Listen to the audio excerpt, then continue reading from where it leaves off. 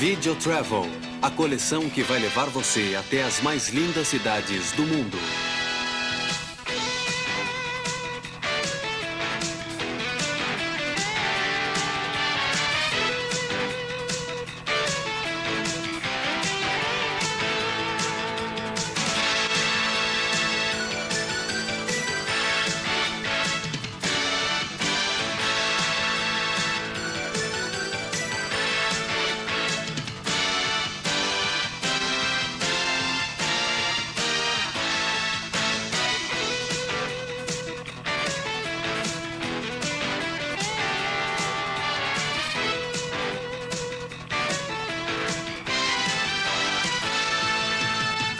Munique.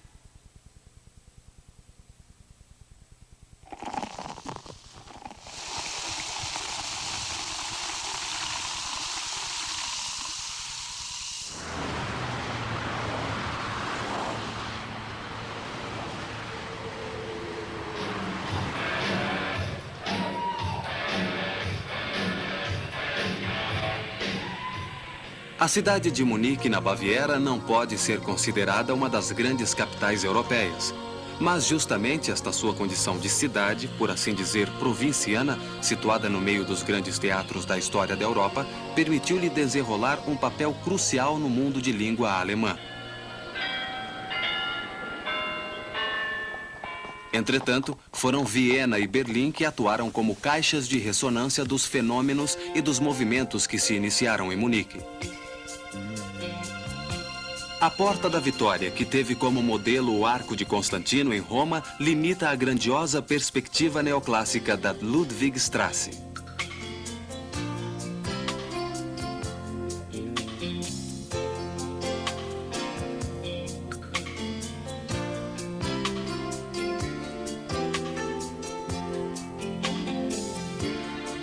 Nela encontram-se os palácios da universidade, construídos por ordem de Ludwig I da Baviera, que reinou na primeira metade do século XIX. Este rei, coadjuvado pelos grandes arquitetos da época, von Fischer, Klenz e von Gartner, decidiu fazer de Munique uma cidade real, enriquecendo-a com grandes avenidas e monumentos magníficos, inspirados na arquitetura italiana.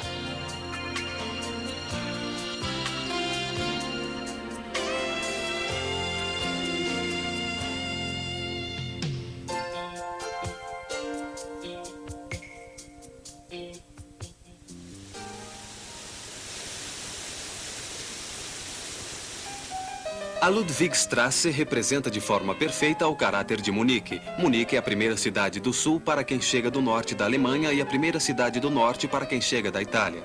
Cultural e arquitetonicamente, a cidade pertence a estes dois mundos. A Ludwigstrasse é delimitada pelos Arcos dos Cavaleiros, que apesar de ser uma imitação dos arcos da Praça da Senhoria de Florença, desempenha aqui uma função cenográfica, assim como os demais edifícios desta rua.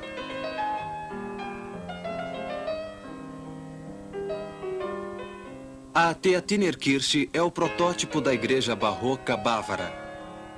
Foi construída na primeira metade do século XVII por vontade de uma princesa da dinastia dos Savoia, Henriqueta Adelaide, esposa do príncipe eleitor da Baviera, que introduziu na corte de Munique a ópera e as grandes festas carnavalescas. Desta igreja derivaram as inúmeras variações barrocas e rococó das igrejas bávaras. Outro exemplo do intercâmbio cultural entre a Itália e a Baviera. Este edifício, que é uma cópia perfeita do Palácio Pitti de Florença, é a ala meridional do Residenz, o Palácio Real dos Wittelsbach, soberanos da Baviera.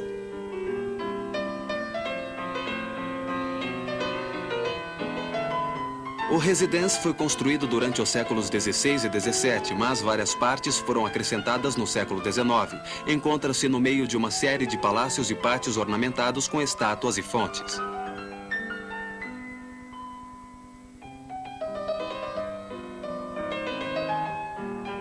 O Grotenhof é o pátio mais antigo deste conjunto. No centro destaca-se a fonte de Perseu, que data do século XVI.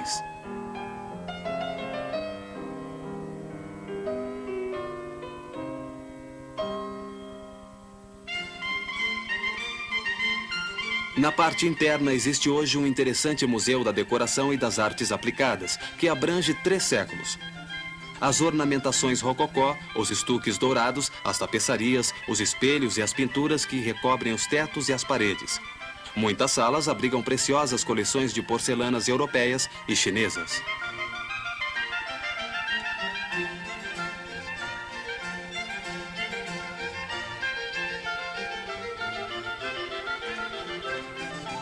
Um dos ambientes mais interessantes é o Antiquarium, uma sala especialmente projetada por Jacopo Strada, na segunda metade do século XVI, para guardar peças de antiguidade.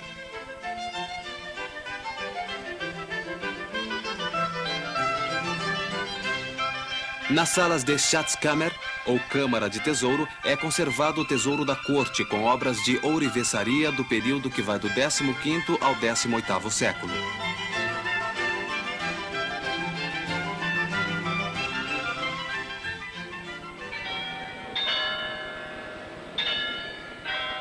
Às 11 horas da manhã e às 5 horas da tarde. O relógio carrilhão da torre do município novo põe em movimento uma procissão de estatuetas, lembrando os acontecimentos importantes da história da cidade e terminando com um torneio.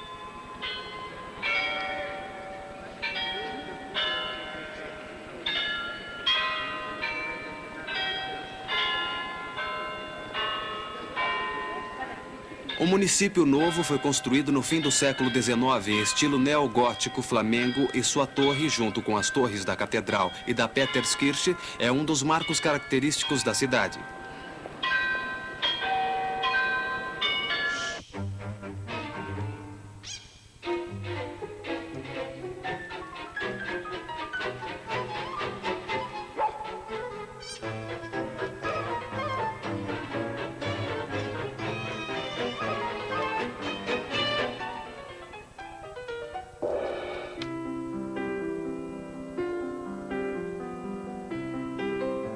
Marienplatz é o centro de Munique. Vemos aqui a Peterskirche, o município novo, e o município velho. Este último, que data do fim do século XV, foi totalmente reconstruído depois das destruições da Segunda Guerra Mundial. A parte mais sugestiva é o salão gótico, reconstruído com a utilização dos velhos materiais originais. Hoje em dia, é usado por ocasião das recepções oficiais da cidade.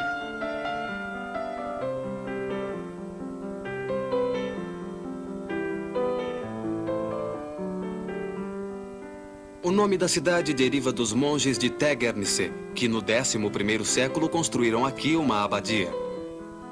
A cidade propriamente dita foi fundada alguns anos depois e logo foi incorporada nos domínios dos Wittelsbach, que foram os soberanos da Baviera até o fim da Primeira Guerra Mundial.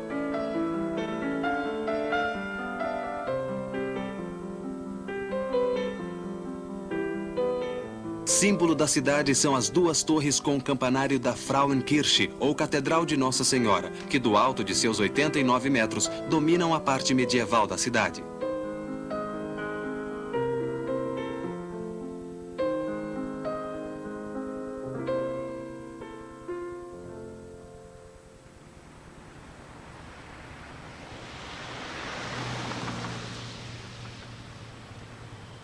A arquitetura bávara passou sem muitos sobressaltos do gótico para o barroco. Aliás, para aquela visão exacerbada do barroco que foi denominada rococó. Um dos exemplos típicos desse estilo é a igreja de São João Nepomuceno.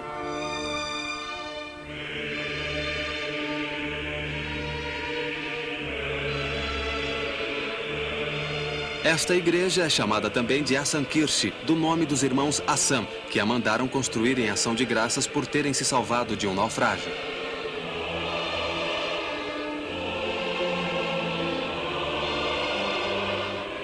Assim como muitas outras igrejas bávaras do 18º século em estilo rococó, a Assamkirche é a glorificação dos estuques e dos jogos de luzes e cores, com o rococó profundamente sentido também como arte do povo, através de seus inúmeros artesãos, concretizou-se a maior contribuição da Baviera à história da arte.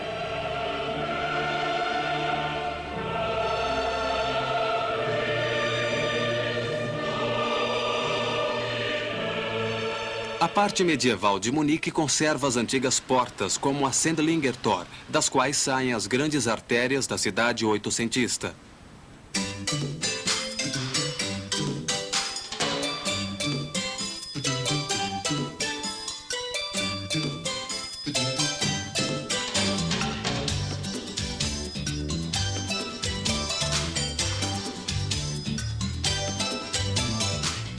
A fabricação da cerveja é uma importante indústria de Munique. Ela desenvolveu-se graças às inúmeras festas dedicadas ao consumo desta bebida. Para se ter uma ideia, no mês de março começa a estação da cerveja forte, enquanto no mês de maio começa a estação da Maibock, ou seja, uma especial cerveja aromática que é o sinal de partida para as festas ao ar livre, aproveitando a temperatura amena da próxima chegada do verão. Como todas as cidades nórdicas, Munique também é uma fiel adoradora do sol. Nos dias ensolarados, seus habitantes frequentam os numerosos e belíssimos parques para aproveitar até o último momento o calor dos dias de verão.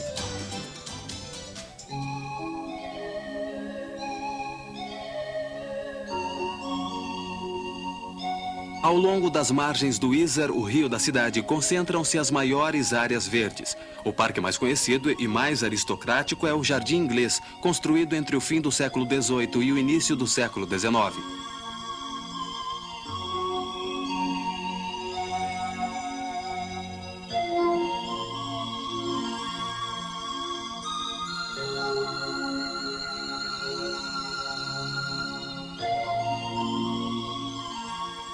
No centro, numa posição cenográfica, em frente ao rio, ergue-se o Maximilianeum, um monumento ao príncipe Maximiliano, que é também a sede do parlamento bávaro.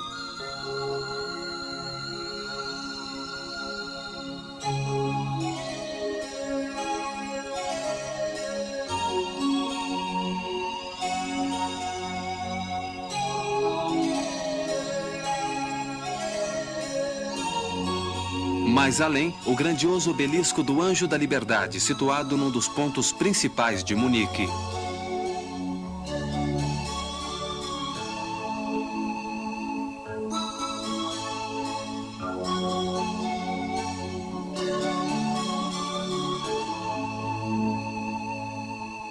No meio do rio Isar, numa ilha comprida e estreita, surge o Deutsches Museum, um dos mais importantes museus das ciências e da técnica do mundo.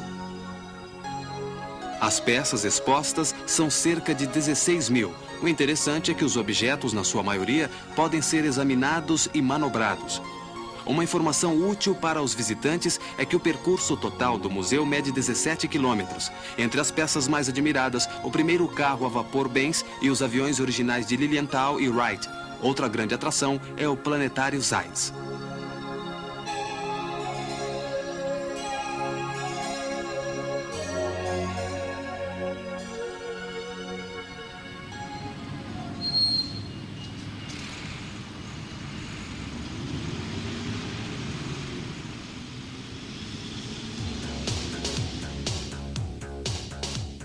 O arranha-céu da Hypobank é um dos símbolos da Munique contemporânea, centro industrial e de alta tecnologia, e uma das cidades mais prósperas da Alemanha.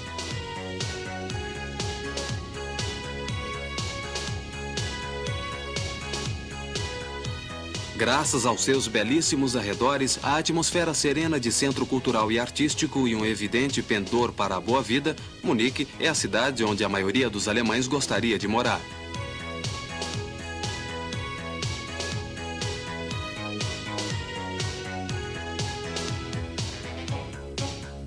Em 1972, Munique foi a sede das Olimpíadas, acontecimento para o qual foram construídos a Cidade Olímpica, a torre de televisão, chamada de Olympiaturm, e os grandiosos estádios.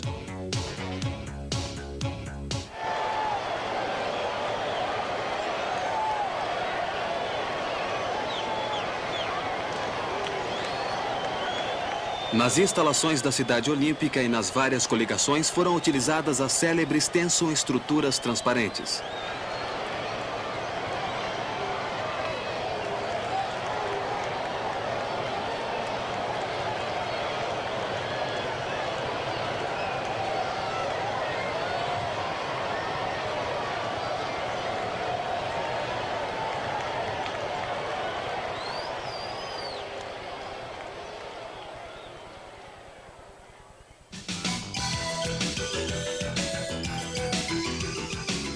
Na mesma área destacam-se os volumes cilíndricos do arranha-céu da BMW, outro símbolo da opulência do após-guerra alemão e de Munique em particular.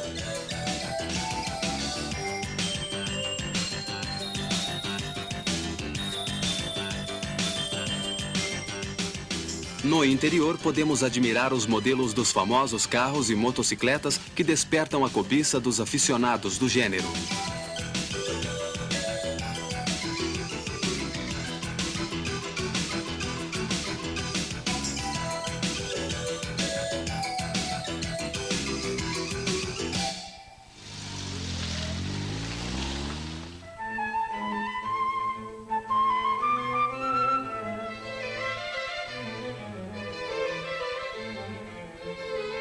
Uma atmosfera completamente diferente é a que encontramos em Nymphenburg, a residência de verão dos príncipes eleitores e posteriormente reis da Baviera, construída por vontade de Henriqueta Adelaide de Savoia por ocasião do nascimento do herdeiro do trono.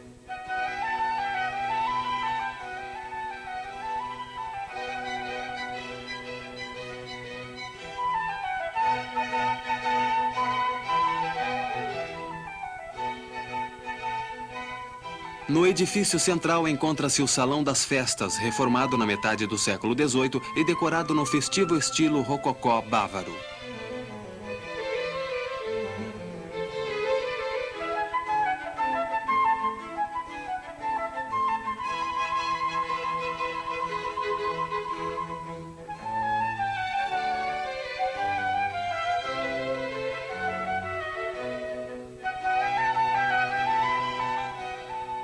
A maioria dos ambientes remonta ao século XVIII e começo do século XIX e reflete o gosto dos vários príncipes e princesas que se sucederam no trono da Baviera.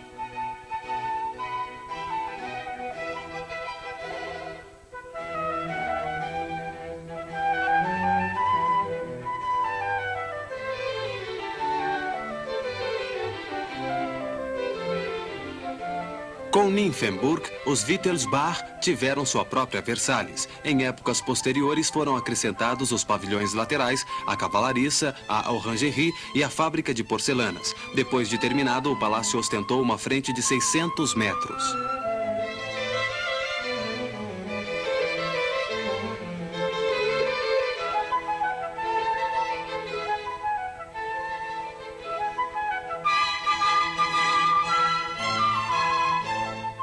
Mais tarde, também os jardins originais foram reformados à francesa pelos grandes arquitetos e paisagistas dos Jardins de Versalhes. No parque, além das fontes e pequenos lagos, foram construídos diversos pavilhões de prazer, como mandava a moda da época nas cortes europeias.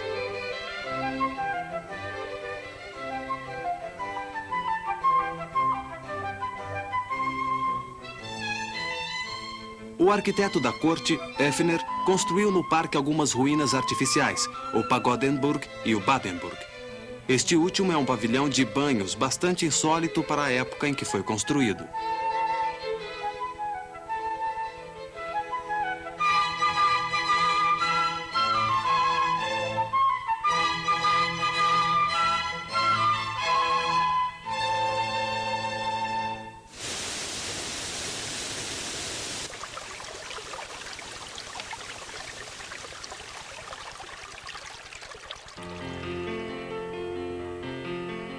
O Amalienburg é a joia do parque. Trata-se de um pavilhão de caça, obra de François Cuvillier, o Velho. Exteriormente, o pavilhão apresenta uma forma simples e sóbria.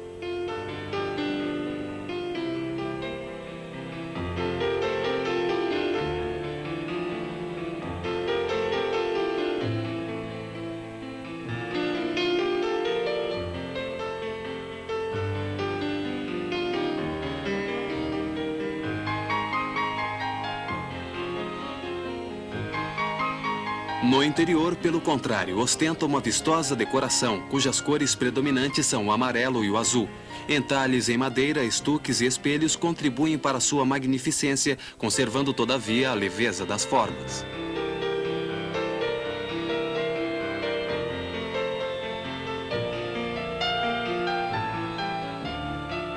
No Amalienburg, o rococó bávaro atinge seu ponto mais alto. Sua genialidade consiste justamente na homogeneidade e na leveza que aquela profusão de ornamentos consegue produzir. A impressão que o excesso de adornos provoca é atenuada pelo requinte de cada detalhe e da unidade pictórica do conjunto.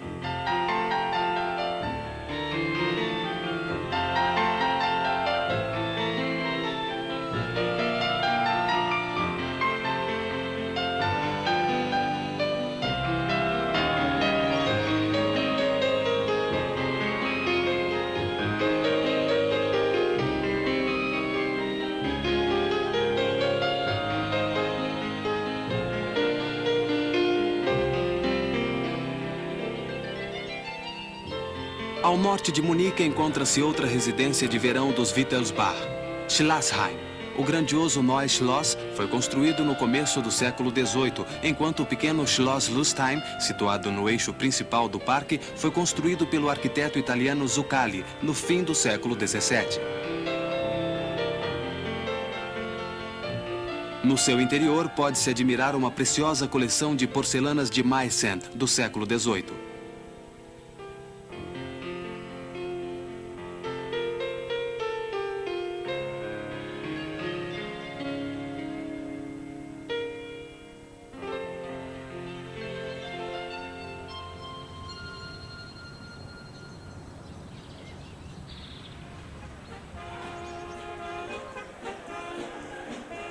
Munique, ou seja, a mística da cerveja. Como todas as religiões, esta também tem seus templos e o mais importante de todos é o Hofbrauhaus.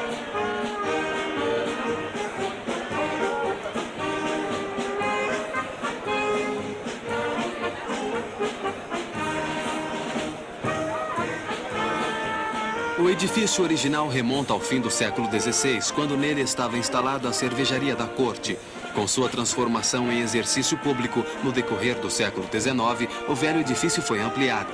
No andar térreo encontra-se a famosa taberna, onde além de tomar a cerveja da casa em canecas de 1 litro, pode-se consumir a comida trazida de casa.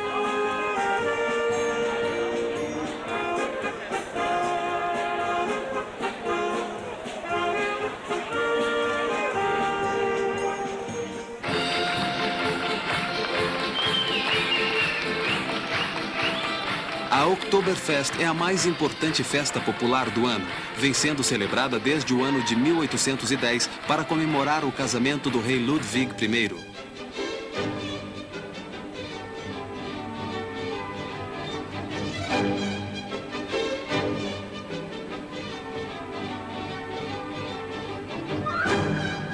Esta festa é uma espécie de carnaval de outono, que reflete o espírito agradável, alegre e amante do prazer do povo da Baviera. Apesar do clima frio, da austeridade, do catolicismo e do espírito marcial alemão, os habitantes de Munique, ao tirarem a roupa de trabalho, querem relaxar e divertir-se no melhor estilo meridional.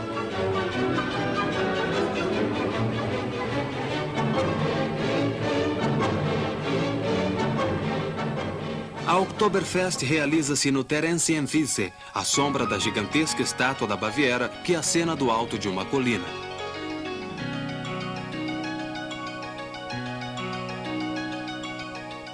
Munique possui as maiores coleções de arte da Alemanha. Na Alte Pinakothek, construída no começo do século XIX pelo arquiteto von Klenzen, encontram-se obras-primas da arte europeia, desde a Idade Média até o começo do século XVIII. Destacam-se as obras de Dürer, Altdorfer, Cranach, Rubens e dos pintores italianos do Renascimento.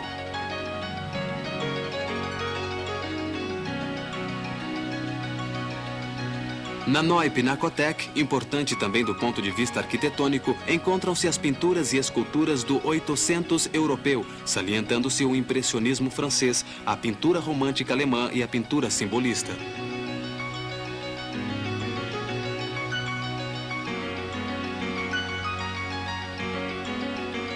O rei Ludwig I, apaixonado pela antiguidade grega e romana, mandou construir o grande foro cultural em Munique, a Königsplatz, na qual destacam-se 3 edifícios em forma de templos, o Antikensammlung e a Glyptothek, que abrigam obras-primas da arte antiga e os propylei.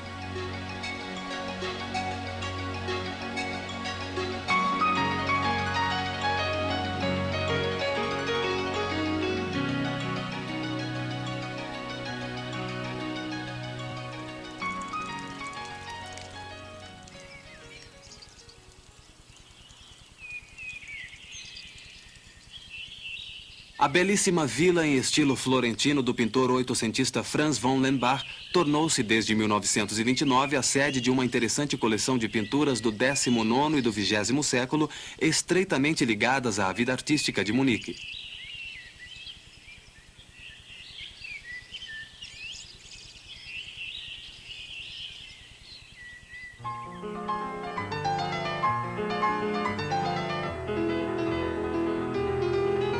Além dos clássicos retratos oitocentistas de von Lenbach e das pinturas da assim chamada Escola de Munique, a vila, paradoxalmente, contém também obras dos pintores de vanguarda que o anfitrião detestava, mas que hoje lhe conferem glória.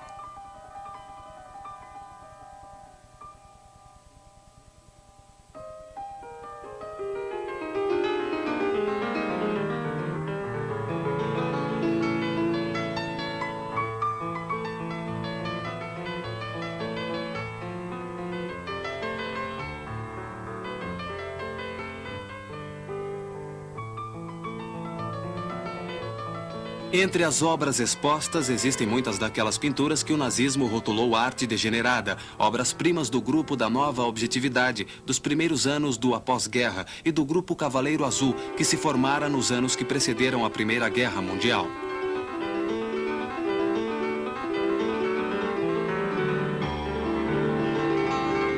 Podemos assim admirar as obras de Franz Marc, Paul Klee, Kandinsky, August Macke e von Jawlensky. Estes pintores representam aquela vanguarda que criou a lenda de Munique, capital da arte, e tornou o bairro de Schwabing uma agradável alternativa dos bairros parisienses de Montmartre e Montparnasse.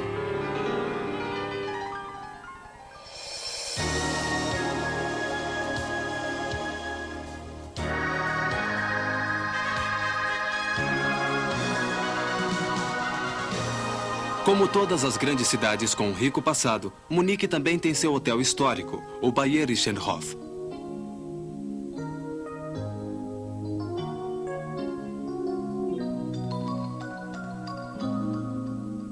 Munique, capital alemã da moda, do cinema, dos congressos e da cultura, atrai visitantes e turistas o ano todo. Das cidades da Alemanha é a melhor aparelhada, seja pela quantidade e qualidade de seus hotéis, seja pelos restaurantes de todas as categorias. No que diz respeito à cozinha, Munique é a capital gastronômica do país.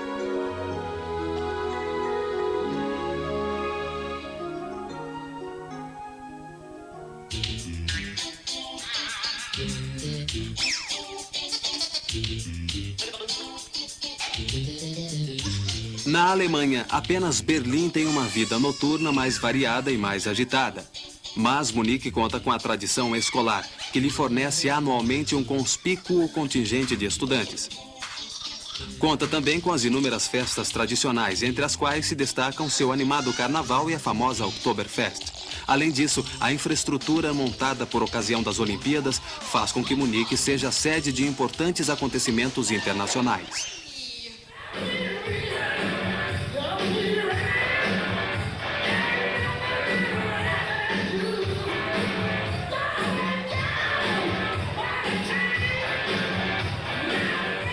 Os bávaros usam um termo especial, Gemütlichkeit, para designar sua predileção pelas festas populares, das quais, naturalmente, a cerveja é parte integrante.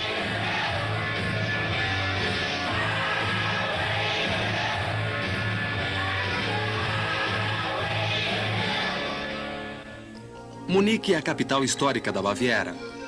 É o maior dos Länder da Alemanha. A região meridional que confina com a Áustria e a Suíça é a região das montanhas, dos lagos e das florestas.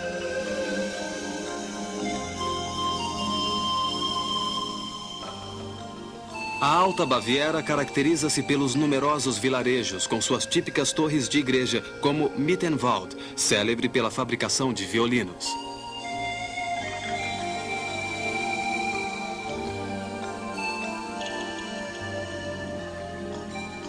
A arte da fabricação de violinos foi introduzida em Mittenwald no fim do século XVII por Matthias Klotz, que a aprendera com o famoso Amati.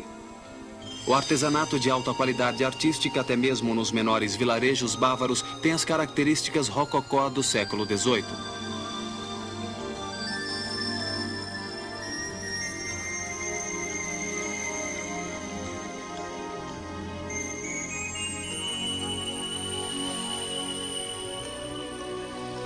Em Ettal, perto da famosa estação de esqui de Garmisch-Partenkirch, ergue-se a bela abadia dos monges beneditinos, que, construída no século XVIII, continua sendo ainda hoje meta de peregrinações.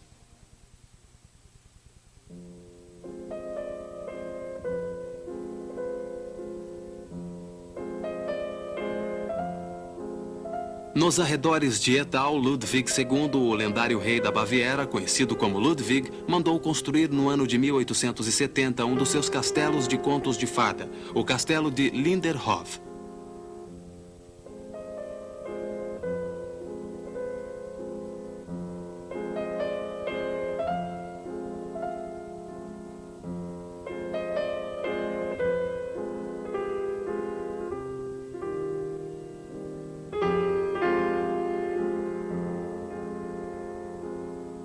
O castelo consiste num edifício principal dentro de um parque em desníveis e uma série de pequenas construções, às quais o rei atribuía grande valor simbólico.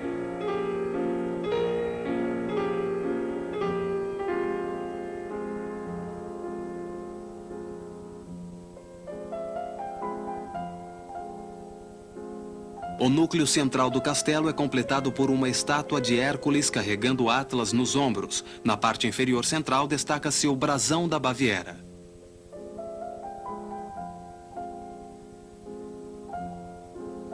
Em frente ao parque, aos pés de uma escadaria, há um pequeno lago com o cisne de Lohengrin wagneriano. O tema das óperas de Wagner é uma constante em todas as partes do castelo. Wagner, que viveu na corte de Munique e nas outras residências de Ludwig, foi o grande protegido do rei.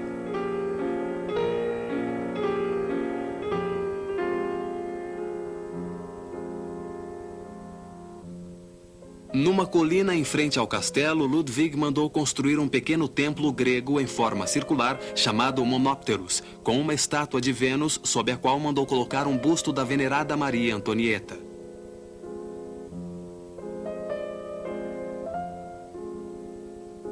O parque apresenta-se de forma cenográfica, com estátuas, pérgolas e grandes vasos ornamentais. No centro, uma série de cachoeiras artificiais com o grupo escultórico de Netuno. A Gruta Azul é mais uma representação wagneriana, inspirada no Tannhäuser. Logo adiante, um quiosque mourisco, com suas torres em cúpula de metal e vidro.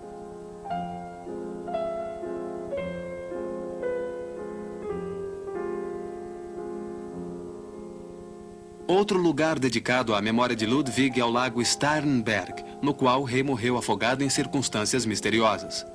Nas proximidades encontra-se a antiga abadia de Andex, que na metade do século XVIII foi reformada no estilo rococó.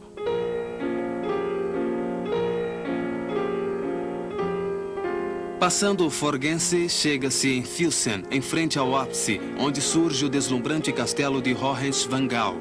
Mas a grande atração do lugar, repleta de recordações de Ludwig, é o fantasioso castelo de Neuschwanstein, cuja construção, iniciada no ano de 1869, terminou no final do século.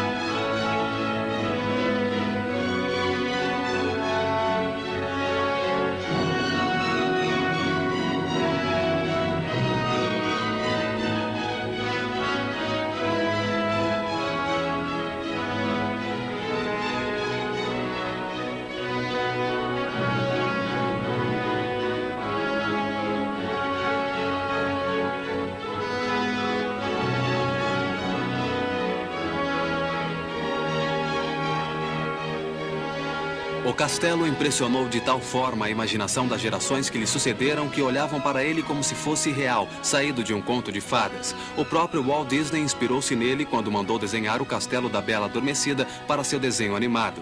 Ele também mandou reproduzi-lo em escala reduzida para o parque de diversões de Disneyland.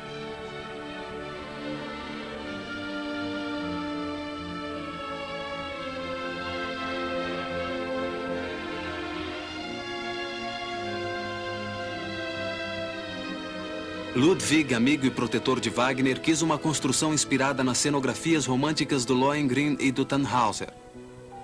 A Alemanha estava passando por uma fase de exaltação do seu passado mitológico, e Ludwig, mais do que todos, expressou esta paixão nacional.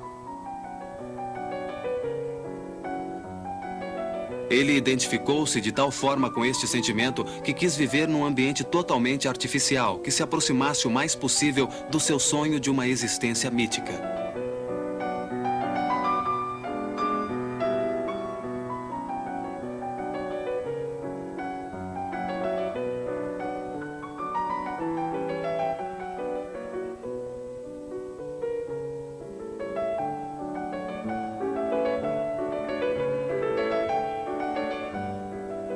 As pinturas do castelo, que representam sagas e lendas de todos os tempos, com grande profusão de cisnes, dragões e símbolos, foram executadas sob as obcecadas indicações de Ludwig, que obrigava os pobres pintores a trabalhar até altas horas da noite.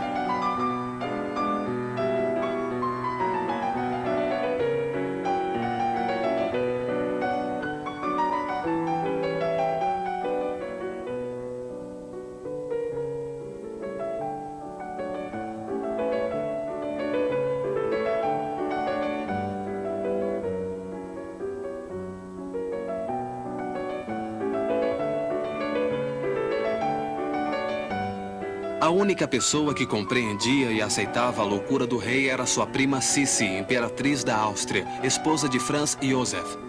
Quando Ludwig morreu, foram os jasmins de Sissi que acompanharam o corpo do rei até o túmulo.